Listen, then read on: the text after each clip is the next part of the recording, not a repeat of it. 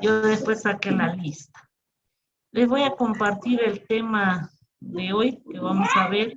¿Quieres mirar? ¿Quieres mirar? ¿Quieres mirar cómo jugamos? Vení, pues, ¿cómo jugar otra? Vení, mira cómo jugamos. Vení, vamos a jugar otra. Los audios.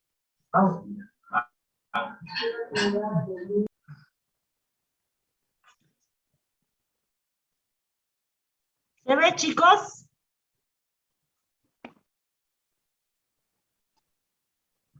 ¿Ven o no ven? Sí, ingeniera, se ve. Vaya, gracias. Wendy. Bien. El tema de hoy, chicos, es PLC. Vamos a iniciar desde el principio. Es PLC y los sistemas automatizados. Ustedes pueden ver que, hablando un poquito de la historia, ustedes saben que nosotros como seres humanos a veces hay ciertas actividades que se nos complica en el desarrollo durante el trabajo, por ejemplo, y se ha tratado de que a través de la automatización algunas limitaciones que tiene el hombre al momento algunas limitaciones físicas más que todo al momento del trabajo que nos impedían realizar la actividad, por ejemplo, se han usado o se están utilizando herramientas y sistemas que permitan mover algunos dispositivos o realizar algunas actividades que sean mucho más fáciles, ¿no? Utilizando esta tecnología, que por lo menos con ella podemos facilitar nuestras actividades en el trabajo, ¿no? A eso se refiere un poquito la introducción de lo que es los sistemas automatizados o PLCs.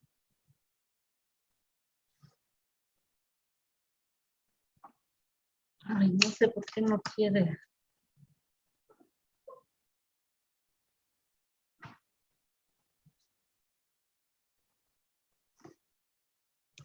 Espérame un ratingo, por favor.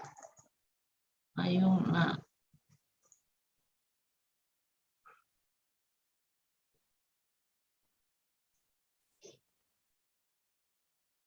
Un ratingo, voy a enchufar mi batería, ¿ya?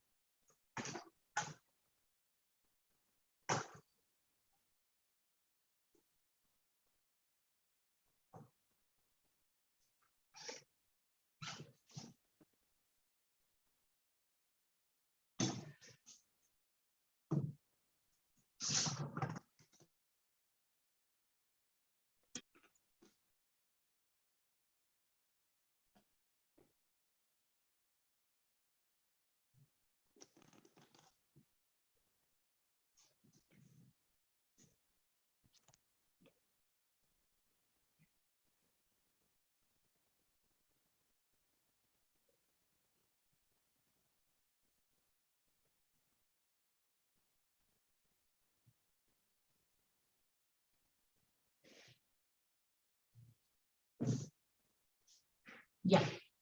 Bueno, continuando, ahí está la gran pregunta. ¿Qué es un PLC, chicos? ¿O cómo se define un PLC?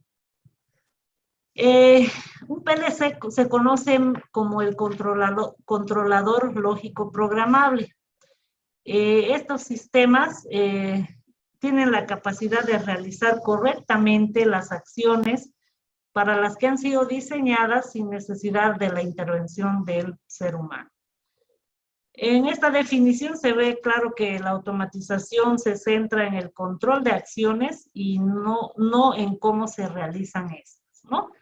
Entonces podemos decir que un PLC es el cerebro que activa algunos componentes para que las máquinas desarrollen actividades potencialmente peligrosas y esto nos simplifica hacer las tareas o que estas tareas que nosotros tenemos que hacerlas no las hagamos, o sea, no las realicemos de manera imperfecta, ¿no? Entonces también la automatización o estos sistemas o estos componentes hacen que las actividades no sean muy lentas, ¿no? Agilizan el proceso. Razones por las que se debe aplicar la automatización. Dice evitar tareas tediosas para el ser humano. Esta es una de las razones, sin duda, creo que es la razón principal por la cual debemos utilizar estos sistemas, porque de esa forma nos permite aplicar tecnologías de automatización para facilitar, ¿no?, las tareas que son tediosas, muy largas, muy específicas, ¿no? También abaratar costos de producción, ¿no? El uso de estos sistemas nos permiten, como dice ahí, abaratar costos porque la línea de producción va a mantenerse constante. Entonces, con eso también se abarata costos, ¿no? También se va a incrementar la calidad de los productos, es lo que se conoce como estandarización, ¿no? Y esto significa que nuestros productos que están realizándose en un proceso tendrán una calidad similar todos los días, ¿no? Si yo elaboro un jugo, si yo automatizo el proceso, ese jugo que yo he elaborado, todos los días va a salir con el mismo sabor, con el mismo color, ¿no? Las propiedades que me permiten tener con este tipo de, automatizando ese sistema, me va a permitir estandarizar el proceso. También acortar el tiempo de introducción de un nuevo producto en el mercado, ¿no? Gracias a la disminución en el tiempo de producción, por ejemplo, se consigue que estos sistemas, o por medio de estos sistemas automatizados, el producto va a estar en el mercado mucho más antes que un producto elaborado artesanalmente. Entonces, eso me ayuda a acortar los tiempos del nuevo producto en el mercado. Las aplicaciones, chicos, las aplicaciones, hay una infinidad, o el PLC o los sistemas automatizados tienen un campo de aplicación muy extenso. Por ejemplo, podemos ver que se puede utilizar en instalaciones donde o se puede automatizar en cualquier tipo de sistemas, ¿no? En realidad, lo que implica o el cuidado que yo tengo que tener al elegir el sistema que voy a utilizar va a depender mucho de qué es lo que quiero o qué función quiero que esto realice, ¿no? Además de que el sistema de automatización, si yo lo hago en un lugar, me permite fundamentalmente ver cómo se puede aplicar o se puede utilizar espacios reducidos, ¿no? Cuando está todo en orden. Los procesos de producción periódicamente puedo cambiarlos, ¿no? Va a depender de qué es lo que quiero. También la maquinaria en los procesos puede ser variable. La instalación y la programación de todas las partes está centralizada en un hardware y en un software que se utiliza para manejar este tipo de actividades o cuando yo automatizo un lugar, ¿no? Podemos ver que las aplicaciones pueden ser en maniobra de máquinas, puede ser utilizada, por ejemplo, la maquinaria industrial para lo que es la madera, en los procesos de, ¿qué se llama?, de cementos, en el proceso de la industria del plástico, en la industria, también en los ensamblajes, ¿no? Como pueden ver en las imágenes, ¿no? Es muy amplio la aplicación que puede tener en esto para el ensamblaje de los automóviles, en la elaboración de medicamentos, de alimentos, ¿no? Es increíblemente donde se puede, en la metalurgia, en las papeleras para elaborar cartones, para la domótica, en la fabricación de neumáticos, etcétera, ¿no? Se puede aplicar en varios sectores, ¿no? ¿Cuál es el esquema general de un sistema de automatización? Bueno, en realidad el sistema de automatización consta de una parte que es la parte de supervisión y explotación. En esta parte de supervisión y explotación, este tipo de dispositivo es el que nos permite al usuario interaccionar con el mismo, configurándolo de una manera que nos permita ponerlo en marcha, pararlo, hacer o en la orden que yo quiera que realice la máquina, ¿no? Entonces, en realidad, esta parte es donde yo, si quiero, la actividad de poner en marcha, entonces va a arrancar el proceso, o parar también el proceso en el sistema automatizado. Después tenemos una parte que habla, la parte de control, que es la encargada de indicar las acciones que tienen que realizar sobre el proceso que vamos a trabajar. Estas acciones se deben realizar en cada momento que se necesite, y además de que es como podemos decir, esta parte es la que le podemos llamar inteligente, que va dependiendo de la tecnología que se emplea para controlar el proceso, ¿no? Y una vez que ya se tiene controlado el proceso, pues este es el que va a ordenar a que se realice la actividad, ¿no? En la parte del proceso, que es esta parte de acá, que involucra el proceso, donde voy a tener ciertos dispositivos que me van a ayudar a controlar este proceso, por ejemplo, los preacondicionadores, y se van a transformar en la orden que yo quiera darlos, y a través de los sensores va a volver a hacer la orden, ¿no? En el proceso es lo que se realiza la transformación de las materias primas en productos con la ayuda de ciertos mecanismos como son los accionadores, los preaccionadores y los sensores, ¿no? Ese es el esquema general.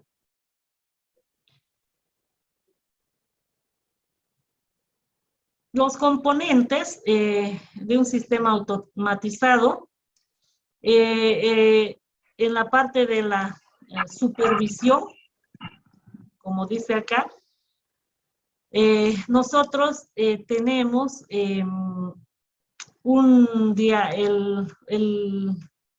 escala y un panel de mando. En los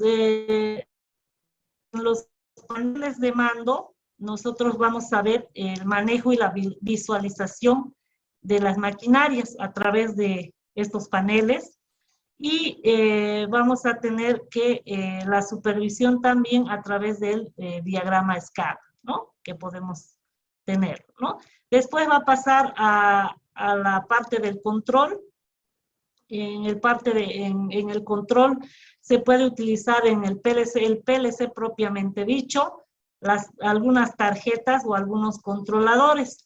Y en la parte del proceso ya vamos a ver que acá actúan los sensores, los actuadores y los motores, ¿no? ustedes pueden fijarse en las imágenes que se encuentran en cada una de las diferentes actividades los que vamos a usar. Por ejemplo, en la supervisión tenemos el panel de mando donde está distribuido todo nuestro sistema. En la parte de control están los dispositivos, los diferentes dispositivos que vamos a usar, que pueden ser PLC, las tarjetas o los controladores.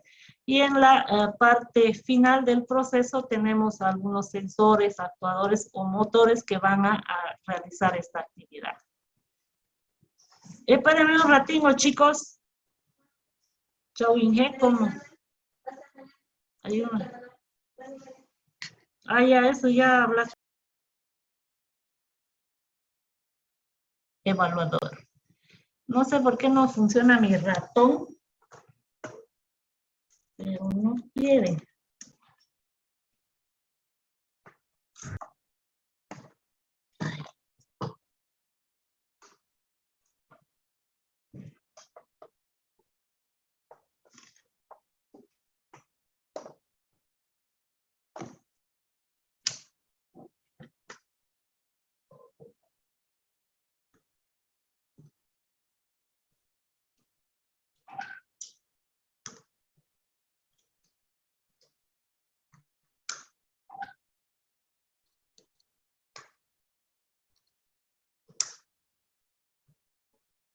Ay, no, parece que es la batería del ratón. Espérenme un ratito, chicos, pero no funciona mi ratón.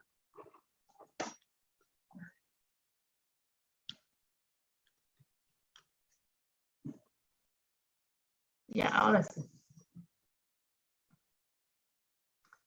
Los niveles jerárquicos, chicos, podemos tener en un sistema de automatización ciertos niveles que, si bien están como una pirámide, sabemos que los que están en la parte inferior de la pirámide son los más importantes.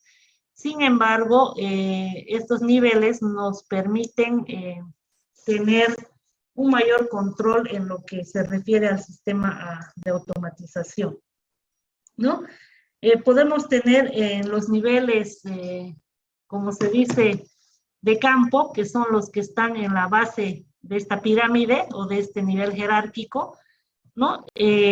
Nosotros los niveles de campo, como por ejemplo es el nivel más bajo, este nivel contiene los dispositivos que están distribuidos como los sensores y los actuadores. Los sensores son los elementos de entrada y los actuadores son los elementos de salida.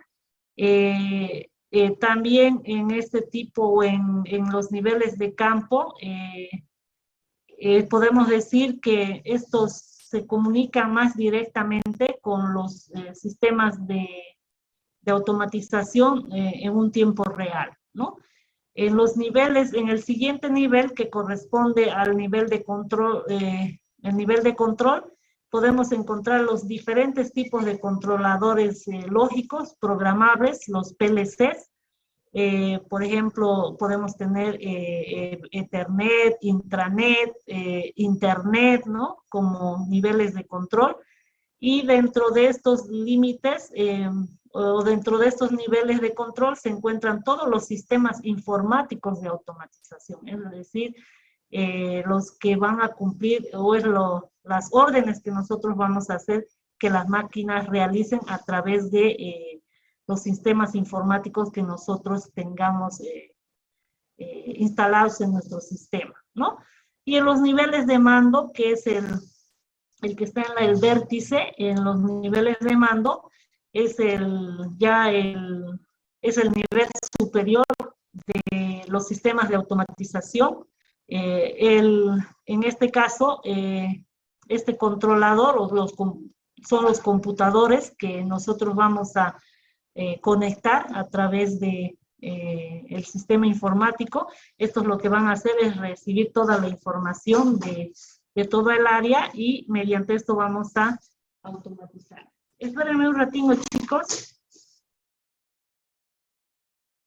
Los autómatas programables, chicos, ¿qué son? ¿Cómo se define un autómata programable? Es una máquina electrónica que está electrónica diseñada para ser utilizado en un entorno industrial, que este es un entorno hostil, y que utiliza una memoria programable para el almacenamiento interno de todas las instrucciones que ustedes vayan a dar en el proceso, ¿no? Sirve también para implantar soluciones como funciones lógicas, secuencias, temporizadores, recuentos, funciones aritméticas, y esto con el fin de que todas las entradas y salidas ya sean digitales o análogas, para manejar diversos tipos de máquinas o procesos, ¿no? Estos dispositivos van a ver más adelante que están en función de las necesidades de nuestro sistema de automatización, es decir, de qué es lo que queremos que realice.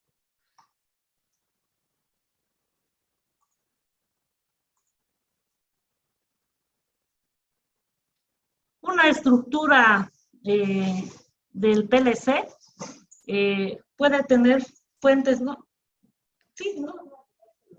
Ah, no. Entra nomás. Sí, no hay problema. Dale una mirada, ¿no? En lo que vamos a ver cómo está formada una estructura o un PLC, o la estructura de un PLC. En realidad tiene, o va a contener esto, una fuente de alimentación. La función que tiene la fuente de alimentación en un controlador es suministrar la energía al CPU, ¿no? Al procesador de la memoria o CPU como conocemos. Y además también es la que nos va a ayudar a hacer la configuración de nuestro PLC, ¿no? Después vamos a tener en la fuente de alimentación, o la fuente de alimentación es también la que va a convertir la tensión de la red, ¿no? Si es de 220 o si es de 120, si es corriente continua, si es corriente alterna, si es de 24 voltios, ¿no? Etcétera. Entonces, en esta fuente de alimentación va a estar en función de mi CPU o de mi procesador de memoria que se conoce.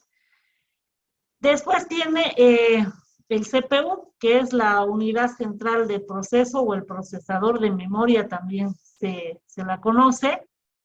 Este es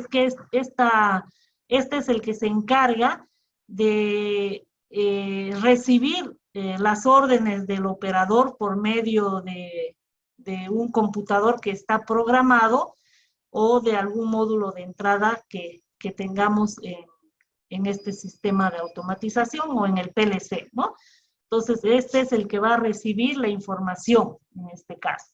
Después vamos a tener unidades de salida, ¿no? Las unidades de entrada y salida, o como se llama acá, interfaces de entrada, que luego de procesar esta información van a salir o vamos a tener las interfaces de salida.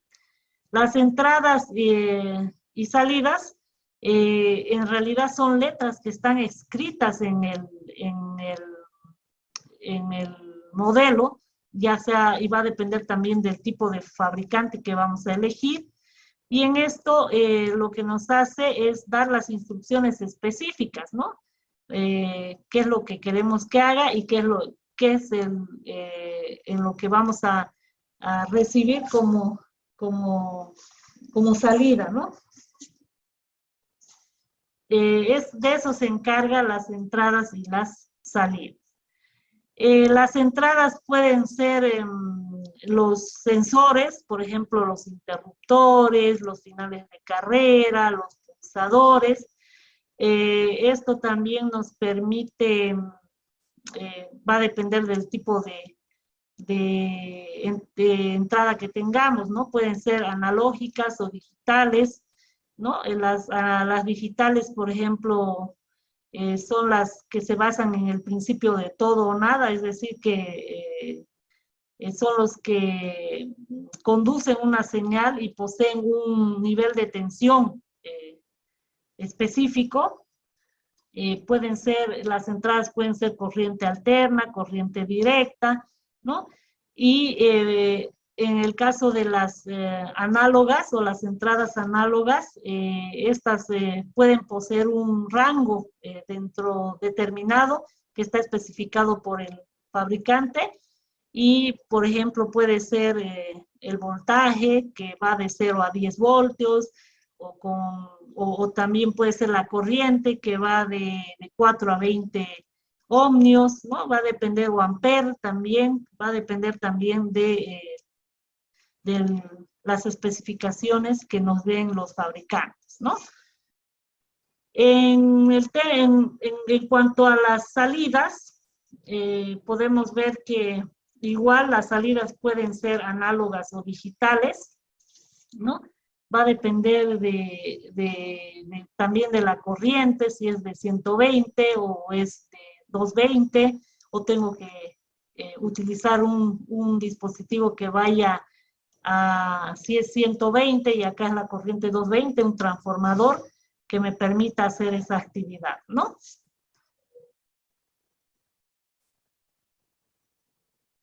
Acá podemos ver que algunas fuentes de alimentación, o qué es la fuente de la alimentación, es la encargada de convertir la tensión de la red de 120 a 220 watts.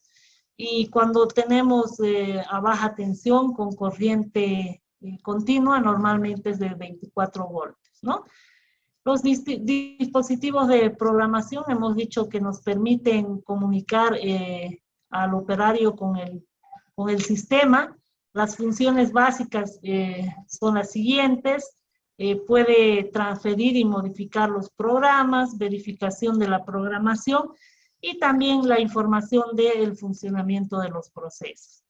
La unidad central de procesos, lo que les estaba explicando, los CPU, es la unidad donde en realidad es el cerebro del sistema y es la que va a procesar toda la información que nosotros queramos que haga, ¿no? Las unidades de entrada y salida, como les dije, son leídas y escritas dependiendo del modelo del fabricante, el modelo y del fabricante, es decir, que pueden estar incluidas sus particularidades que tiene dentro de la memoria que nosotros tenemos, o dentro de la memoria que tiene el dispositivo, y pueden ser manejadas a través de instrucciones específicas. Está bien especificado con la letra E, las entradas, y con la letra S, las salidas. Estas entradas, bit, byte, palabra dentro del programa del usuario, ¿no? En realidad son muy fácil de identificar. ¿Y qué es lo que van a hacer? ¿En qué consiste un ciclo de un PLC? Lo que hace es el CPU lee las entradas, ¿no? A continuación de leer la entrada, ejecuta la aplicación empleando el último estado que ha leído, y una vez que se ha completado el programa, la CPU empieza a ejecutar las tareas que se le ha asignado, las tareas internas y el diagnóstico de comunicación, y al final del ciclo se actualizan las salidas y el tiempo de un ciclo del tamaño de un programa, del número de entradas y salidas y de la cantidad de comunicación requerida. De eso va a depender el tiempo de ciclo de un PLC, ¿no? Entonces tenemos, en realidad es un ciclo que constantemente se va a ir ejecutando. Primero vamos a leer las entradas, como dice, luego vamos a ejecutar el programa, vamos a hacer un diagnóstico de comunicación y luego van a salir o vamos a tener una salida en el sistema. ¿Cómo se clasifica la clasificación de un PLC? Pueden clasificarse de diferentes maneras. de acuerdo a sus características.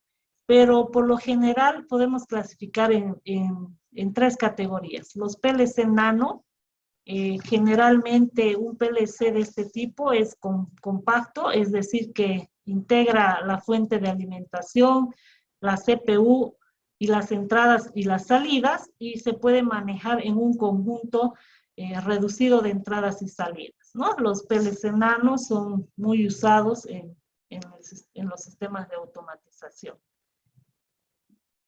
Luego podemos ver el PLC compacto. Estos son unos dispositivos un poco más grandes. Estos PLCs tienen incorporadas la fuente de alimentación, su CPU y los módulos de entrada y salida en un solo módulo principal, ¿no? Y permiten manejar desde unas pocas entradas y salidas hasta varios cientos, alrededor, por ejemplo, maneja de 500 a 500 entradas y salidas. Su tamaño es superior a los PLC tipo nano, y estos soportan una gran variedad de módulos, especialmente tales como las entradas y salidas análogas, los módulos de contactores rápidos o contadores rápidos, los módulos de comunicaciones, interfase del operador y expansiones de las entradas y salidas. Estos dispositivos son un poco más grandes, ¿no? Y acá vemos un PLC modular, como su nombre indica, son módulos que se van uniendo. Estos PLC se componen de un conjunto de elementos que conforman el controlador final. Estos tienen un rack, una fuente de alimentación, la CPU y los módulos de entrada y salida. Estos dos tipos de PLC existen los denominados micro PLC, que soportan gran cantidad de entradas y salidas, hasta los PLC de grandes prestaciones que permiten manejar miles de entradas y salidas, ¿no? Estos son por módulos, se unen un módulo acá, el otro sigue al lado, a continuación, y son de forma modular este tipo de PLCs. Acá hay más o menos una arquitectura típica de un PLC. Podemos ver lo que ya hemos ido repitiendo anteriormente. Esta es una imagen que me pareció interesante ponerla, porque acá finalmente vamos a tener un sistema de PLC completo, ¿no? Donde tenemos la fuente de alimentación, ¿no? Después tenemos el CPU o el módulo, tenemos los módulos de entrada que pueden ser digitales, los módulos de salidas que pueden ser digitales. También podemos tener los módulos de entrada y salida analógicas, módulos especiales de contaje, ¿no? Esto nos permite hacer el control de un sistema o automatizar un sistema, ¿no? Los sensores podemos tener, por ejemplo, interruptores, los sensores de proximidad, los módulos de salida, por ejemplo, los actuadores, pueden ser las válvulas, las lámparas, válvulas neumáticas, ¿no? Con estos dispositivos nosotros podemos simplificar nuestras actividades. Dentro de los sensores o los módulos de entrada y salida que son analógicas, los sensores analógicos tenemos, por ejemplo, los termopares, los potenciómetros, también tenemos los actuadores analógicos, como son los que permiten la variación de la velocidad, ¿no?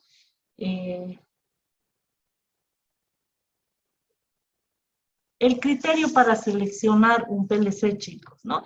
Independientemente del formato que ustedes tengan en el PLC, sea compacto, modular o el que ustedes vayan a elegir, por lo general suelen ser ampliamente mediante módulos adicionales que deben ser adquiridos por aparte, ¿no?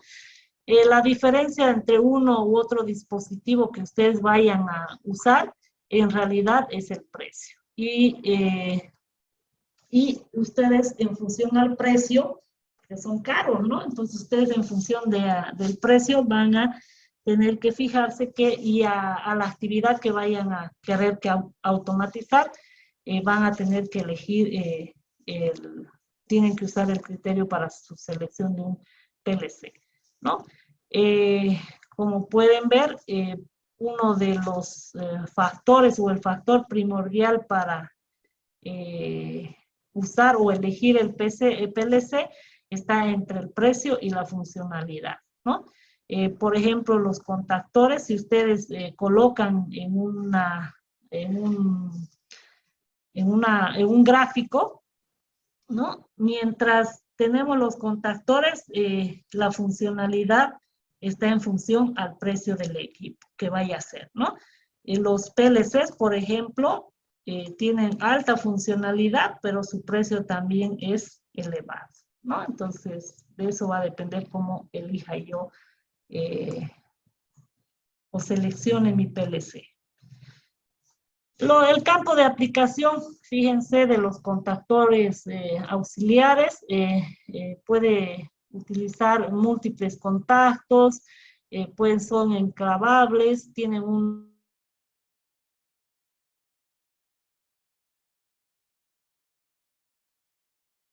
utilizar en los edificios para el control de la iluminación, los ventiladores, ¿no? En la industria, en las bombas, los compresores. Y por último tenemos también en la industria, en el control de niveles, no sé por qué están en sala de espera, sí. Ya. A ver, un ratito, chicos, no sé qué he hecho acá. Ya. ¿No? Entonces, los micro PLC para los edificios y construcción, en los ascensores, posicionadores, los elevadores, en la industria de las máquinas y herramientas, en el empaquetado, envasado, en la industria textil, en el tratamiento a los alimentos, ¿no? En realidad el campo de aplicación de los PLCs es muy grande, ¿no? Acá fíjense también la gama de PLC de distintos fabricantes, los nanos, los micro, los premium, ¿no? Está en función también de las características y de las aplicaciones. Los más simples son más baratos y los más complejos, obviamente, que va encareciéndose el precio, ¿no?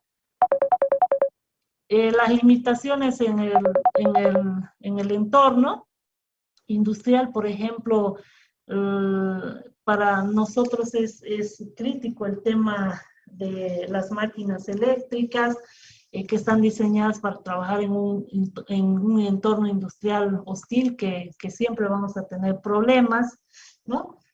Espérenme un ratito, chicos.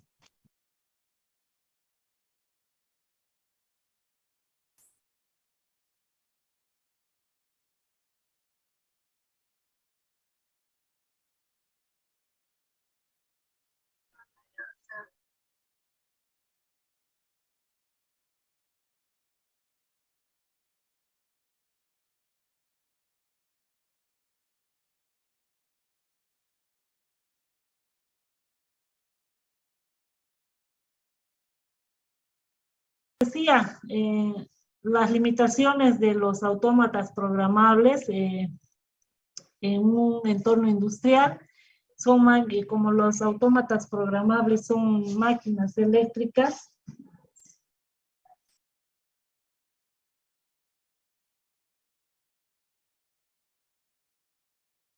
Decía, los autómatas programables son máquinas eléctricas y estas están diseñadas para trabajar en un entorno industrial hostil. Además, chicos, sin ir lejos, la corriente que nos proporciona la CRE, pues es, pucha, terrible, ¿no? No sé si ustedes en sus empresas o los que están trabajando han tenido algunos inconvenientes con el tema eléctrico, ¿no? Con la que viene de la red, digamos, ¿no?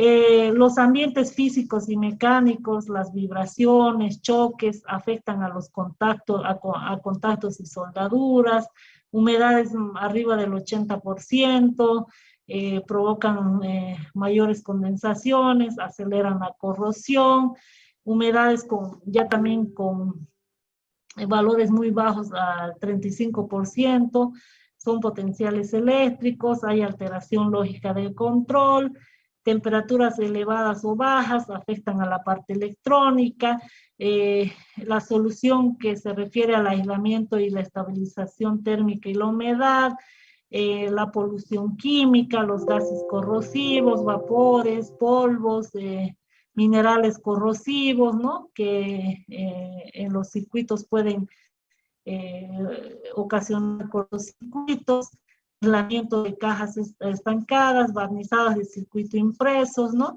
Perturbaciones eléctricas, las FEN generadas por temperaturas, las reacciones químicas, las interferencias electromagnéticas, lecturas erróneas de entradas y la evaluación debido a la interferencia electromagnética, ¿no? Entonces, estos son limitaciones que pueden tener los autómatas programados.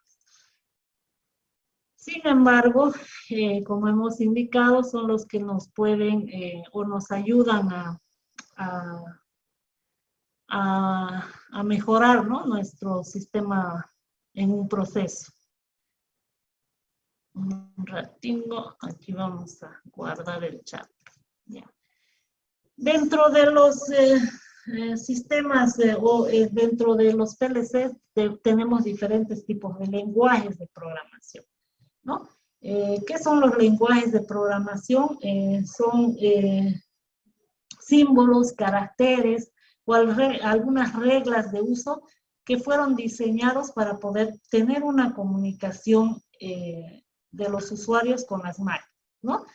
Gracias a este vínculo que hay, podemos ser capaces de programar, de crear un programa con instrucciones para el control de las funciones de algún proceso o de alguna máquina, ¿no? Entonces, fíjense que nosotros, a través de este sistema, vamos a programar y vamos a hacer actividades que nos permiten controlar el proceso o una máquina, ¿no? Estos diagramas o estos lenguajes de programación que nosotros usemos pueden ser diferentes, o sea, hay varios tipos de lenguajes de programación. Según la norma, la IEC 1131, en esto nos define 5 estándares de elementos de programación. Los lenguajes gráficos, que son el GASEP, los diagramas escalera, los diagramas de bloques funcionales y los lenguajes literales que tenemos como son las listas de instrucciones o el texto estructurado. La selección del lenguaje que ustedes vayan a utilizar o vayan a usar va a depender de la aplicación que quieran hacer o la aplicación concreta, del nivel de definición de la aplicación y de la estructura del sistema de control, ¿no? Las ventajas. Una de las grandes ventajas de un PLC es posible automatizar tareas o robotizarlas y depende cómo se las quiera ver. Al hacerlo se ahorra mano de obra y los costos finales también disminuyen. Es pero muy fácil programar un PLC, porque ahora los dispositivos o las compañías que venden estos software han tratado de hacerlos más fáciles el uso, ¿no? En unas pocas horas ya se puede aprender ese lenguaje de programación y al final de cuentas se reduce o se hace más simple el controlar. Como un PLC no es necesario cambiar toda la estructura mecánica para cambiar la tarea. Lo ideal, dice, es que se debería hacer, es que la mecánica tenga un alto rango de dinamismo para que la programación sea la única que se cambie frente a lo del material. ¿Qué quiere decir esto? Que si se debe cambiar la automatización, o sea, si yo modifico mi proceso en mi sistema, tengo que tratar de que ese sistema o ese proceso, en este caso, se cambie, pero también pueda cambiar los dispositivos a través del PLC para hacerlo más fácil. Otra ventaja del PLC es que se lo puede programar para cuando haya una falla y este nos indique dónde está la falla o con algún sensor detectar esa falla, ¿no?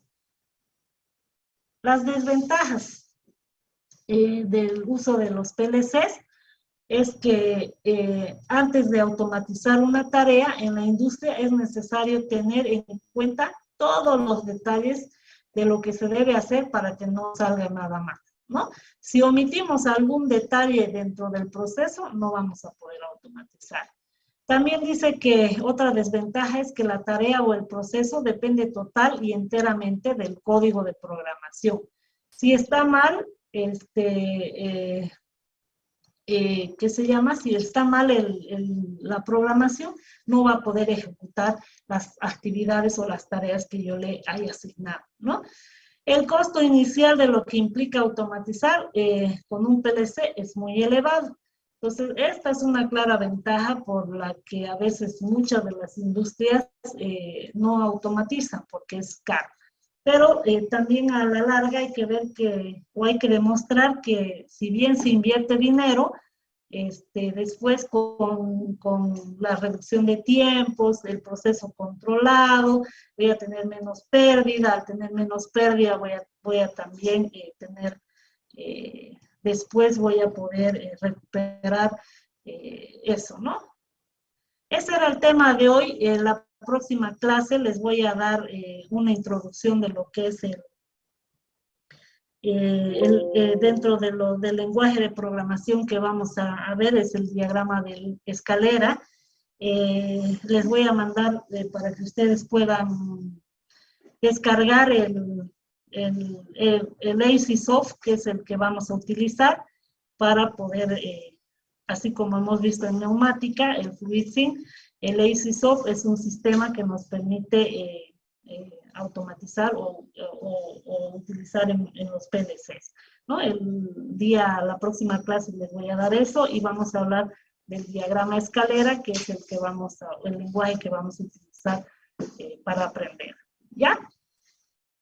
Acá vamos a quedar, chicos. Yo les voy a pasar esta diapositiva igual al grupo, lo voy a mandar al grupo de WhatsApp. Sin embargo, también ustedes saben que esto ya está en la plataforma y los que ingresan pueden bajarlo de ahí, ¿ya? De todos modos, igual se los voy a mandar al grupo de WhatsApp. Gracias. Gracias, Valeria, por responder. El día viernes que pasaron clases con el auxiliar, me imagino que él ya les está también dando ejercicios del diagrama escalera, ¿no? ¿Han hecho ejercicios? Haciendo ejercicios con él. Ya, ok, Valeria, gracias. Bien, chicos, que tengan una buena tarde, cuídense. Gracias, ingeniera. Hasta luego. Chao, chao.